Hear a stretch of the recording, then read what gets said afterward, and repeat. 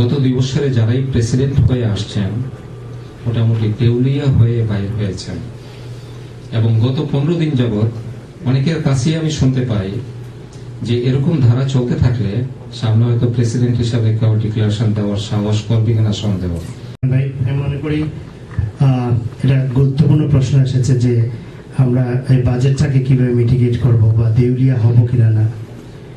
দেউলিয়া হব কিনা না এটা 1 বছর পরে উত্তর হবে। আর বাজেটটা কিভাবে মিটিগেট করব, আমরা এখানে আমাদের অর্থের দায়িত্বে যিনি আছেন তিনি অভিজ্ঞ, এবং আপনারা জানেন কোনো ডিসিশনই অর্থমন্ত্রীর মতামত ছাড়া, অ্যাপ্রুভাল ছাড়া হয় না, রাষ্ট্রীয় পর্যায়ে হোক, সিটি পর্যায়ে হোক আর স্টেট পর্যায়ে হোক। তো আমি এই ব্যাপারে বিস্তারিতভাবে আরও ইনফরমেশন দেওয়ার জন্য আমি আমাদের টিমে যিনি মানে অর্থের ব্যাপারে দায়িত্বশীল তাকে রিকোয়েস্ট করছি উত্তর দেওয়ার জন্য। প্রথমত বলতে চাই যে একটি সংস্থা, সংগঠন, ফেডারেশন যেটাই বলেন না কেন, মানুষের আস্থা সৃষ্টি করাটা সবচেয়ে বড় জিনিস। এবং সেই আস্থা কিসের আস্থা? সততার আস্থা, কমিটমেন্টের আস্থা। আমি কোনো কারণ মেনশন করে বলতে চাই না, তবে এলাতে এই ধরনের অনেক সংগঠনের নাম শোনা যায় যে জাস্ট বিজনেস। আমি এই পর্যন্ত আপনাদেরকে চ্যালেঞ্জ করছি, যারা ভিতর থেকে আপনারা জানেন না, অন্তত বাফলাতে এই ফেডারেশনে প্রত্যেকটি পেনি পয়সার আয় এবং ব্যয়ের হিসেব আছে। এবং আমার এখানে প্রথমে দায়িত্ব পালন করেছিলেন ইঞ্জিনিয়ার সালিকুল ভাই, তারপরে দায়িত্ব পালন করেছেন ডক্টর শাহ আলম ভাই, তারপরে আমি দায়িত্ব পালন করেছি। এরপরে রাজ্জাক ভাই কি কেন আছেন? রাজ্জাক ভাই এখানে নাই, এবারও আপনারা মিটিংয়ে দেখেছিলেন। এই আমি মনে করি এই আস্থা আমরা সৃষ্টি করতে পেরেছি যে বাফলাতে টাকা দিয়ে মিস ইউজ হয় না। প্রথমত আমার উত্তর এটি। 2 নম্বর উত্তর হচ্ছে যে প্রশ্ন আমাদের কর্নেল অমরুদা ভাই করেছিলেন যে কিভাবে ইউনিটি করব।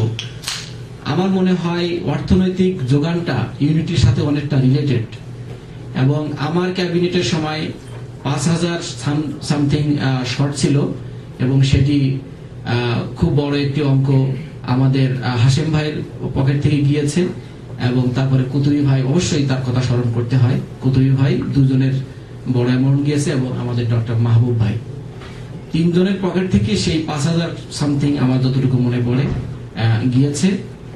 আমি এখন দাঁড়িয়ে বিশ্বাস করি ওই 5,000 টাকাও, ডলারও আমাদের কালেকশন করা খুব কঠিন হতো না যদি আমরা আরো এক্সিকিউটিভ কমিটির মেম্বারদেরকে সঠিকভাবে কাজে লাগাতে পারতাম এবং সহযোগিতা পেতাম। বুথ, আমি মনে করি আজকের মোহাম্মদ আলী ভাই আমাদের সাথে এসেছেন, বুথ খুবই শক্তিশালী আমরা একটি করতে পারবো আমার মনে করি, এবং সেখান থেকে আরো ডাবল কালেকশন আমাদের আসবে, আমি এটা দৃঢ়তার সাথে বলতে চাই। এরপরে আমাদের সাথে আরো যারা আছেন, আমরা এয়ার কালেকশনের ক্ষেত্রে আমাদের বাবু ভাই আছেন, এবং সেই ক্ষেত্রে আমাদের সবাই পারদর্শী। আমরা এই ক্ষেত্রে আপনাদের আশ্বাস দিচ্ছি যে এয়ার কালেকশনের ক্ষেত্রে আমরা আগের চেয়ে আরো অনেক বেশি কালেকশন করতে পারবো, আপনাদের সহযোগিতা দরকার। পার্সোনাল ডোনেশনের ক্ষেত্রে আপনাদের সবাইকে যদি আমরা সেই রেসপেক্ট দিই, এবং সেই রেসপেক্ট দেওয়ার জন্য আমাদের অবশ্যই সেই মন মানসিকতা আছে, আর আশা করি আপনাদের সেই সহযোগিতা পাবো। এবং কর্পোরেট যে ডোনেশন, আমাদের সবচেয়ে বড় জিনিস হলো এখন বাফলার 501c3 এটি আমাদের এই ফেডারেশনের আছে, এবং এখন থেকে এটি অনেক জায়গা থেকে এই ডোনেশন আনা সম্ভব হবে। সেটি আগে থেকে আমরা চেষ্টা করব যাতে করে এই যে সামান্য ঘাটতি এটিতে না থাকে, আমরা সারপ্লাস রাখতে পারবো, আমরা উদ্বৃত্ত রাখতে পারবো। আমি সেই আশাবাদ ব্যক্ত করি। আপনাদের সবাইকে ধন্যবাদ।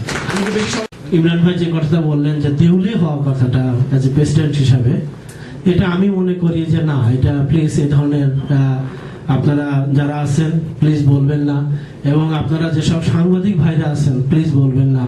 বাফলাতে এসে কেউ দেউলিয়া হয় না। বাফলাতে এসে যে কমিউনিটিকে গড়ার জন্য যে একটা স্পৃহা পায়, নেতৃত্ব যে হয়, এটা একটা বিরাট মূল্য। টাকা পয়সা এটা আজকে আছে কালকে নাই, এটা we don't count that way. আর সবচেয়ে বড়, আমার ক্যাবিনেটে যারা আসতেছেন সবাই যোগ্য এবং তারুণ্য, সবার প্রতি আমার বিশ্বাস তারা আমাদের আগের চেয়ে তারা আরো ভালো করবে। এবং আমি যেটা মনে করি, ফাইন্যান্সের যে কথাটি ইমরান ভাই বললেন, আসলে ব্যাপারটা কি, সবার সব যোগ্যতা থাকে না।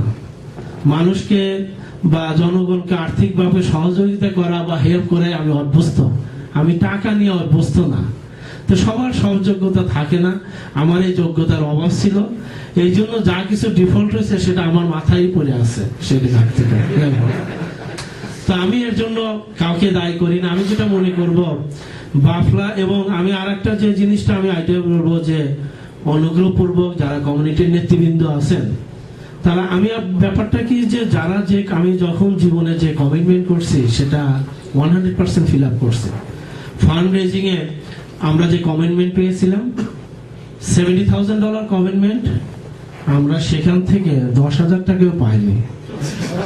তো ওই কমিটমেন্টটা যদি আমরা পেতাম, 70,000 এর কমিটমেন্টটা যদি $35,000 পেতাম, আজকে বাফলার 25,000 সারপ্লাস বাজেটে থাকতো। তো প্রথমে আমি অনুরোধ করব কমিউনিটির নেতৃবৃন্দ যারা কমিটমেন্ট করবেন, প্লিজ আপনি যদি 100 টাকার কমিটমেন্ট করেন প্লিজ 100 টাকা দিবেন। যে কমিটমেন্ট গুলো করবেন, কারণ আমার বিশ্বাস ছিল, কারণ আমি জীবনে কখনো কারোর সাথে কমিটমেন্ট ব্রেক করি নাই, তা আমার বিশ্বাস ছিল যারা কমিটমেন্ট করতেছে তারা ব্রেক করবে না, এবং সেই জন্য আমি নিরাপদে ঘুমাচ্ছিলাম। 70,000 টাকা তো আমার ব্যাংকে আছে, কিন্তু যখন বাফলার প্যারেড আসলো দেখলাম 10,000 টাকাও নেই, যার জন্য আমার ব্রেক পেতে হয়েছে। যেটা আমি আমার ভবিষ্যৎ ক্যাবিনেটদেরকে যারা আছেন তাদেরকে বলবো।